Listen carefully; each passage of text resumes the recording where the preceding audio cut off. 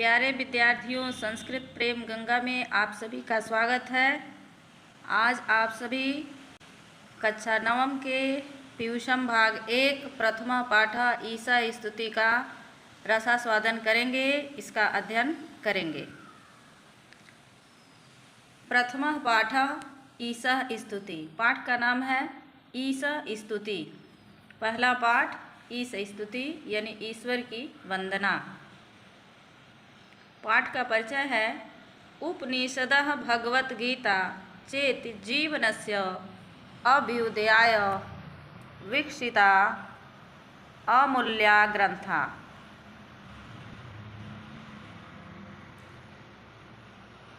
उपनिषद अनेकेषां ऋषीणां विचारान् प्रकटयन्ति।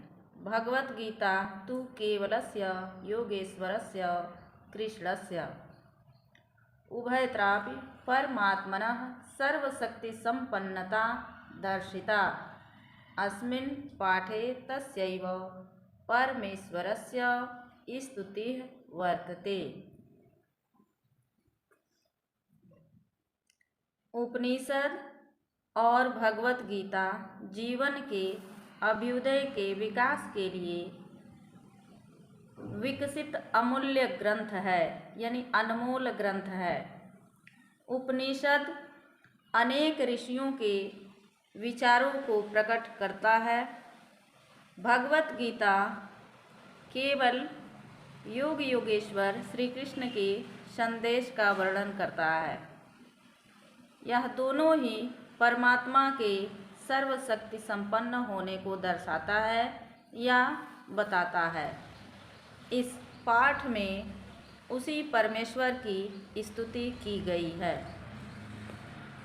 यतो वाचो निवर्तन्ते अप्राप्य मनसा सह आनंदं ब्रह्मणो वेद्वान् न बिभेति कुतश्चन।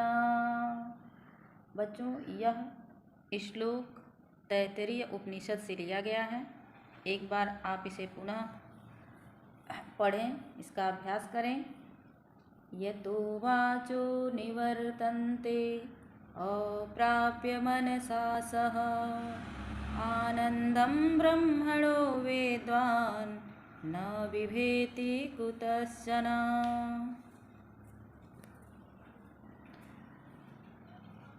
इसका अर्थ होगा यतो यानी जहाँ से, वाचो यानी वाणी, निवर्तन्ते लौट कर आता है, अप्राप्य न पाकर, मनसा यानी मन के सह मन साथ, आनंदम ब्रह्मणो विद्वान, विद्वान ब्रह्म को न नहीं बिभेति डरता है, कुतश्चन किसी से भी।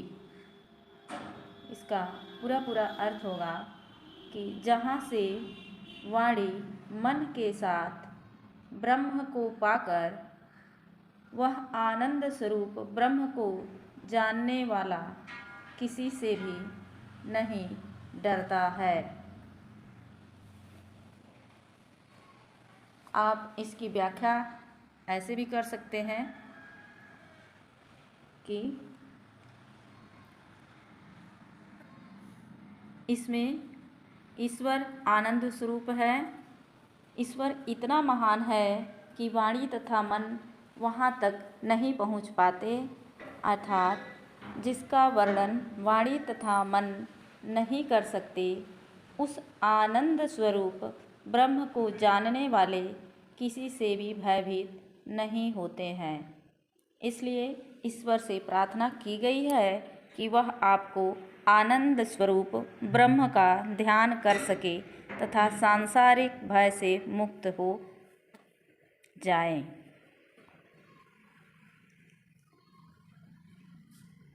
अगला मंत्र है बृहदारण्यक से। अस्तोमा शदगमय तमसोमा ज्योतिर्गमय मृत्युर्मा अमृतं गमय। अस्तो मा सद्गमय तमसो मा ज्योतिर्गमय मृत्योर्मा अमृतं गमय।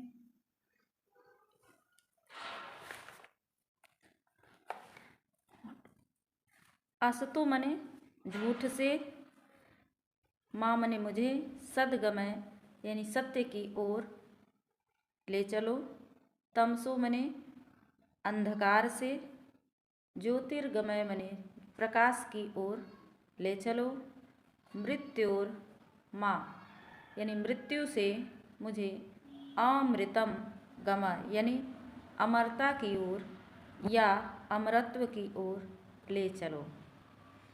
इसकी व्याख्या आप ऐसे भी कर सकते हैं कि हे ईश्वर, मुझे असत्य से सत्य की ओर ले चलो, मुझे अज्ञान रूपी अंधकार से प्रकाश रूपी ज्ञान की ओर ले चलो। हे प्रभु, मुझे मृत्यु से अमरत्व की ओर ले चलो। एको देवः सर्वभूतेषु गुणः सर्वव्यापी सर्वभूतान्तरात्मा कर्माध्यक्षः सर्वभूताधिवासः साक्षी चेता केवलो निर्गुणश्च। एको देवः सर्वभूतेषु गुणः सर्वव्यापी सर्वभूतान्तरात्मा कर्माध्यक्षः सर्वभूताधिवासः साक्षी चेता केवलो निर्गुणश्च। बच्चों, ये आपका श्वेताश्वर उपनिषद से लिया गया है। इसमें ईश्वर की निराकार होने का वर्णन किया गया है, एक होने का वर्णन किया गया है, सर्वव्यापी होने का वर्णन किया गया है। इसके अर्थ को हम लोग समझते हैं। एको यानी एक ही, देव यानी देव यानी ईश्वर, सर्वभूतेषु सभी में व्याप्त, गूढ़ यानी छुपा हुआ, सर्वव्यापी सब में व्याप्त है, सब जगह है, सर्वभूतांतरात्मा सभी वस्तुओं के भीतर स्थित है, कर्माध्यक्षः सभी कर्मों पर नियंत्रण रखने वाले हैं, साक्षी चेता केवलो निर्गुणश्च साक्ष्य के रूप में, चेता यानी चैतन्य रूप, केवल निर्गुणश्च यानी निराकार के रूप में। इसका अर्थ होगा कि ईश्वर एक ही है जो सभी प्राणियों में छिपा हुआ है, वह सभी जगह व्याप्त है तथा सभी प्राणियों की आत्मा में यानी हृदय में निवास करने वाला है, सभी वस्तुओं के भीतर रहने वाला है तथा सबके कर्मों पर नियंत्रण रखने वाला है। यह निराकार है किंतु निर्गुण है, किंतु चेतना के रूप में सभी जगह वही है। सभी जगह ईश्वर ही व्याप्त है। अब हम लोग अगले श्लोक की तरफ बढ़ते हैं।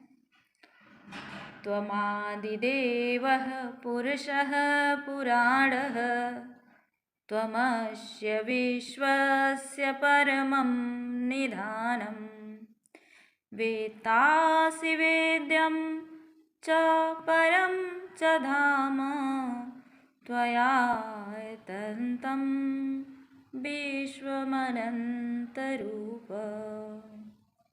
पुनः एक बार अभ्यास करते हैं।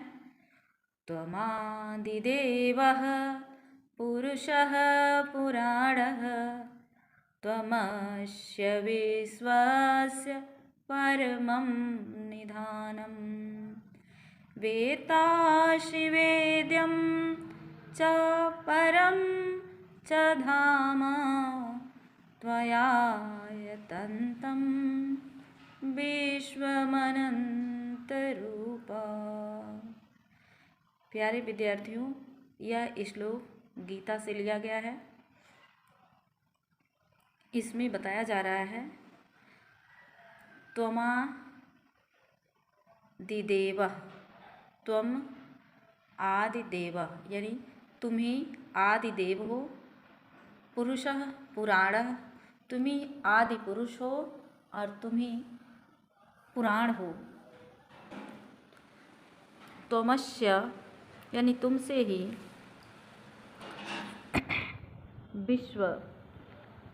विश्व का परमम यानी सबसे बड़ा भंडार है, निधानम बने भंडार है या खजाना है।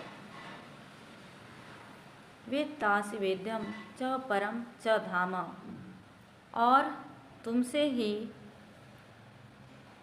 यह धाम है, यह स्थान है, यह प्रकाशमय या प्रकाशपुंज धाम है। त्वया तंतं विश्वमनन्तरूपम, तुमसे ही यह संसार है और यह संसार अनंत रूप में है। इसका आप व्याख्या आप इस प्रकार भी कर सकते हैं कि ईश्वर ही संसार के आदिदेव, सनातन और अनंत रूप हैं। संसार की सभी वस्तुएं उसी में समाहित हैं, अर्थात इस जगत के जानने योग्य सारी बातों को जानने वाला परम धाम तथा सबका आश्रय यानी कि आधार कृष्ण ही अर्थात विष्णु है। तात्पर्य है कि ईश्वर सभी जगह व्याप्त है। बढ़ते हैं अगले मंत्र की ओर। अगला श्लोक है नमः पुरस्तादथ पृष्ठतस्ते नमोस्तु ते सर्वत एव सर्व अनन्तवीर्यामितविक्रमसत्त्वं सर्वं समाप्नोषि ततोषि सर्व।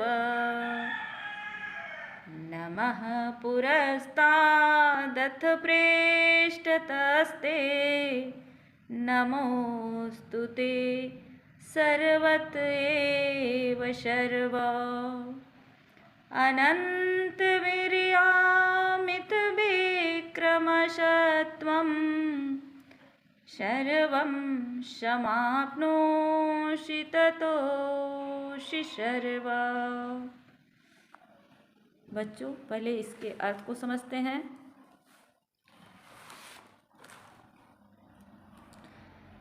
नमः यानी नमस्कार है, पुरस्तादथ पृष्ठतस्ते तुम्हें सामने से प्रणाम है, पृष्ठतस्ते यानी पीछे से प्रणाम है, नमोस्त यानी प्रणाम है, ते सर्वत एव सर्व सभी ओर से, सर्वता माने सभी ओर से ही सब प्रणाम है। अनंत वीर्याम यानी कि तुम अनंत यानी बहुत ही शक्तिशाली शक्तिमान हो। विक्रम यानी कि पराक्रमी हो, तुम अत्यंत ही पराक्रमी हो। सर्वं समाप्नोषि ततोषि सर्वः, तुम सबको अपने आप में समाप्नोषि यानी विलीन करते हो, समाहित कर लेते हो। ततोषि सर्व यानी तुम्हारे ही में सभी लोग व्याप्त हैं। इसका व्याख्या आप लोग ऐसे लिख सकते हैं हे ईश्वर, तुम्हें सामने से प्रणाम है, तुम्हें पीछे से भी प्रणाम है, तुम्हें सभी ओर से प्रणाम है। हे प्रभु, तुम अनंत शक्तिमान हो, तुम ही अत्यंत पराक्रमी हो, तुम सबको अपने आप में विलीन करते हो, अतः सब कुछ तुम्हारे द्वारा ही व्याप्त है। इस प्रकार से आप इसकी व्याख्या कर सकते हैं। बच्चों, इस स्तुति नामक इस पाठ में कुल 5 श्लोक थे, जिसमें आपको ध्यान देना है। पहला मंत्र तैत्तिरीय उपनिषद से है, दूसरा बृहदारण्यक से है और तीसरा श्लोक श्वेताश्वर उपनिषद से है तथा बाकी के 2 श्लोक पहला गीता से है और दूसरा उसमें भी गीता से है।